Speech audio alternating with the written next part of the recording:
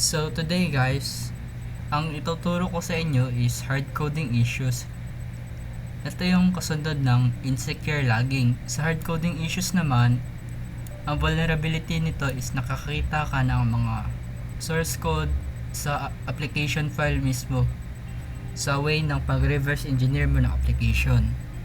Ang pag-reverse engineer ng application, merong dalawang ways.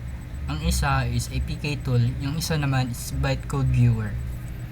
Ipapakita ko muna sa inyo ang APK tool na way. So gamit tayo ng APK tool, type natin ng D, then D is for decompile, then application name. Hintayin natin tong matapos. So ito siya, tapos na mag-decompile. Ito na yung application na decompiled. So open tayo ng VS Code yung or VS Code, then open tayo ng folder. Open natin to siya. So dito. So para mas madali, dito sa hard coding issues, hinahanap niyo ang vendor key. Try ko search ang vendor key.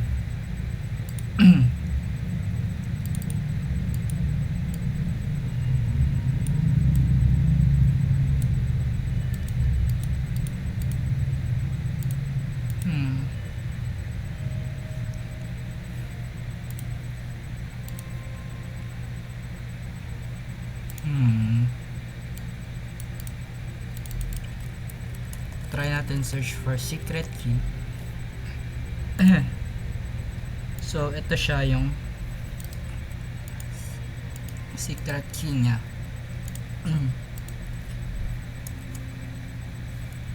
Pag nag-type tayo ng 1, sinasabing access denied. Ito siya.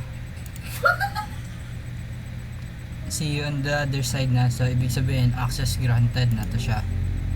Yung other way naman is bytecode viewer.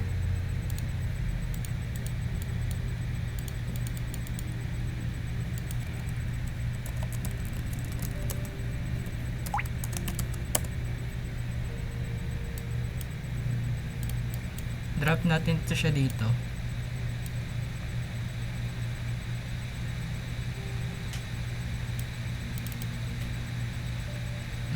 So ito.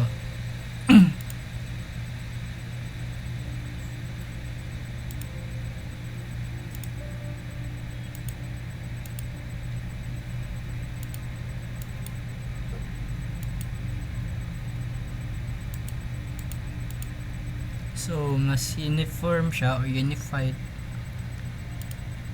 kesa dun sa APK tool para maghanap ng mga source code. Katulad nito. Itong library niya.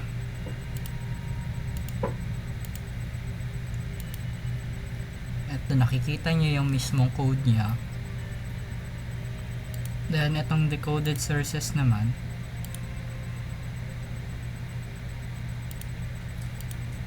ayan.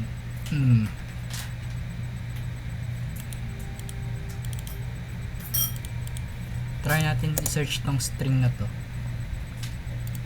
Ito, nakita siya dito.